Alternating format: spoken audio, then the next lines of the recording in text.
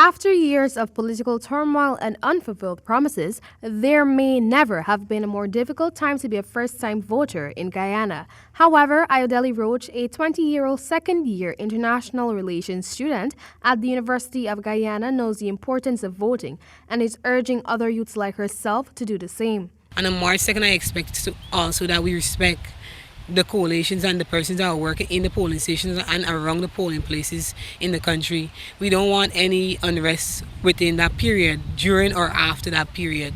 So you go vote, you go home, continue watching the process on TV, and whatever the case may be, because it's an holiday after all. Roach, who grew up in the La Penitence area, Georgetown, stated that she believes that many youths, especially in Region 4, were made of fait with the requisite knowledge and information about the voting process by the relevant authorities and even by contesting parties for the upcoming general and regional elections.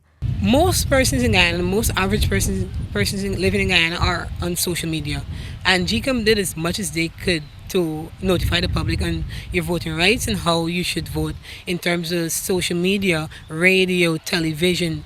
Ads are all over. Roach is imploring youths to use their fundamental right to vote for the political party whose policies and leadership capacity they are most comfortable with.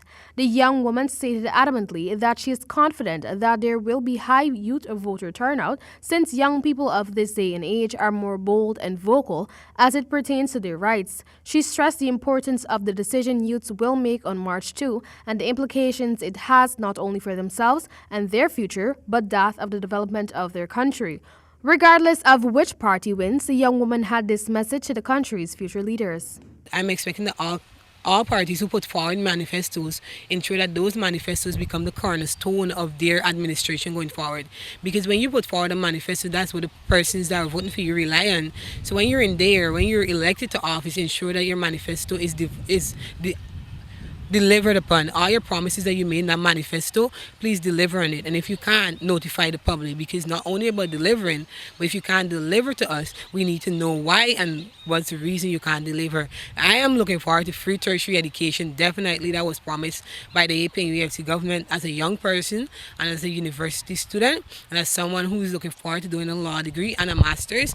Free tertiary education will take a lot off of my back and the backs of many of my friends and colleagues.